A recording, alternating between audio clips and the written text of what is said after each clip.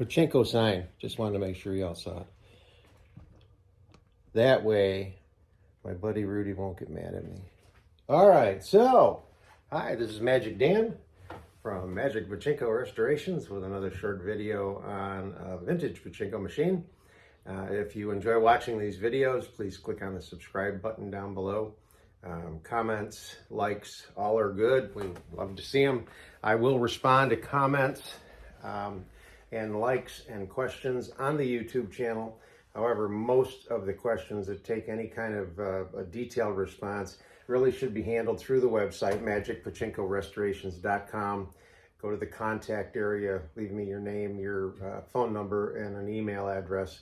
I will call you as soon as I get the notification, which I believe is instant. So as soon as you send it in, I get it, and I monitor that stuff all the time, and I will call you back. So be looking for that 585 area code number coming back to you. Okay, so this is a I believe this is a 1972. The inspection stickers are long gone on this particular one. This is a Model A. This was done with a full restoration.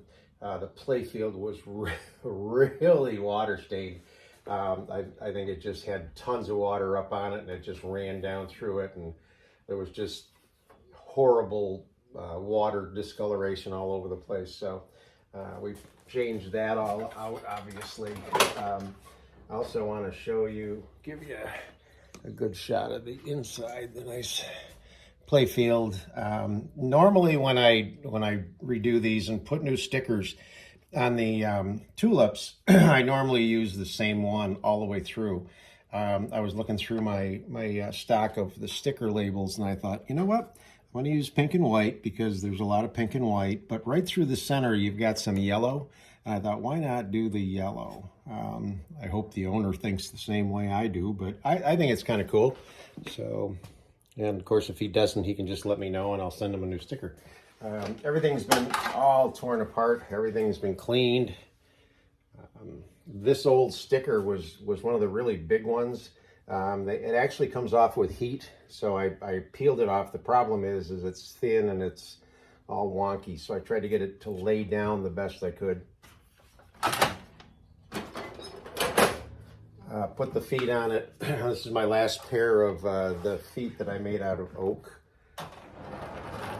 This is the red mahogany outer frame. I like to paint this metal trim piece. I'm not even really sure what it is, but they always get pretty corroded, and I like to de-rust them and excuse me, paint them up. And then there's also the anti-theft stuff down here that I like to paint up also, just to make it look nice. And there's a couple other pieces that you don't see in here that were very rusty. So hit them with paint. That'll keep them from rusting. So the whole backside's been all obviously torn off, cleaned, and in good working condition. So with a Model A, this is the 12-volt system here. You just plug it in. Let me get it plugged into the wall here. And as soon as you do that, your ball out light will come on. I've had a number of people question, you know, I don't know how to plug it in. Will it work? Please keep in mind that these things are 100% mechanical. They do not need power to work. The only reason you put power to them is to light up your two light bulbs, okay? So you got the ball out light on. Over here it says shut and open. Shut is up, open is down. And this is the jackpot chamber in here. And if you look in there, there's two brass fingers. And when it's shut, they go down and keep the balls in the jackpot chamber. When it's open, the fingers lift up and let the balls exit, and they'll come out down here. So if you are going to empty the machine out, that's how you do it. But for normal play, make sure this is in the shut position. So you start out, as always, with a handful. And if a Model A is set up properly, the balls will flow from the upper hopper to the middle hopper until the middle hopper has enough balls in it so that the machine will be functional.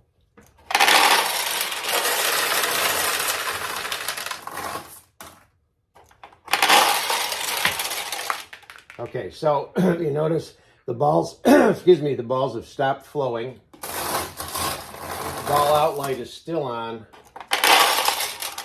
until we get enough balls in here that this shifts, breaks the contact on the leaf switch. It also lifts this arm here, lifts this arm, which lifts the gate that allows the player to now actually play the game. So at this point, there's enough balls in the machine. With a Model A, with any pachinko machine, you want to just keep the vast majority of balls you have in the upper hopper. There's nothing wrong with adding some balls to the middle hopper. Keep that extra full. Now what will happen is as you win, it depletes this chamber, and at some point this will open up and let more balls down in, although the losing balls come back in and fill it back up. So it really just kind of depends on how much you're winning. With this machine, you don't need to have a catch basin here. The only place the balls exit are here, and it's only when you do a ball dump. This is the seesaw right here. This tips and turns the jackpot light on. Make sure it's tipped back, right end up, left end down. So the machine's ready to play now. So a handful, go into that hopper, and you're just going to go all the way down, let it roll off your thumb, and launch a ball. Now, as always, with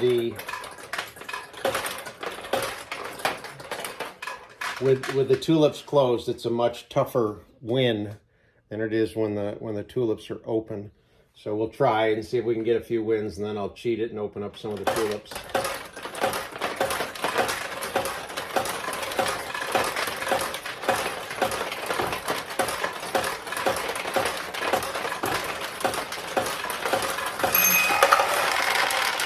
Okay, so we got one win. 14 balls come out here. The original ball that you played to get the win comes out down at the bottom if they're properly adjusted. Sometimes on the A's, you'll get half the balls here and half the balls there. That's not the way it's supposed to be. Not the end of the world, but it is adjustable so that it doesn't do that. So let me open this up again. This is this particular attraction right here is one I've never seen before, and it doesn't open and close. It teeter-totters back and forth, and it's got holes in it. So what happens is a ball will hit and drop, but it will go right through. And typically it drops into here and goes out and around. It will, there's a hole here to go right in. And if you do get it in so that it stays in there, there's another hole back in there. But it's kind of an interesting feature to watch it go back and forth. And again, it does shoot the balls around rather than putting them down through the thing. So let me show you what happens when you put a ball up in here.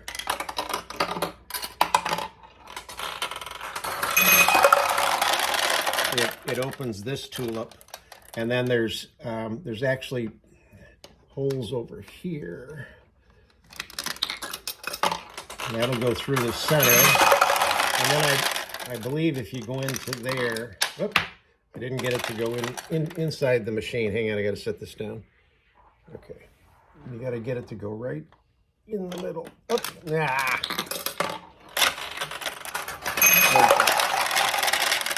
Oops, nope. It's hard to get it in there. There it goes. All right, it's still going through the center. There's another path in here that'll open this tulip. Okay. So now that we've got a couple of tulips open, we should be able to get a couple more wins out of this kid. Let's see what we got.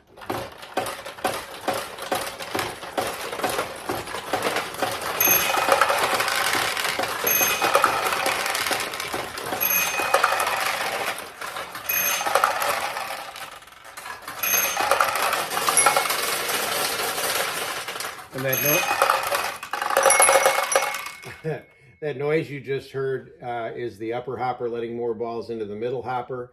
And because this is starting to back up, it's now dumping the balls down into this hopper down here. Again, this is all the way the machine is supposed to work. So again, 1972, I think, Model A from Nishijin. Hope you like it.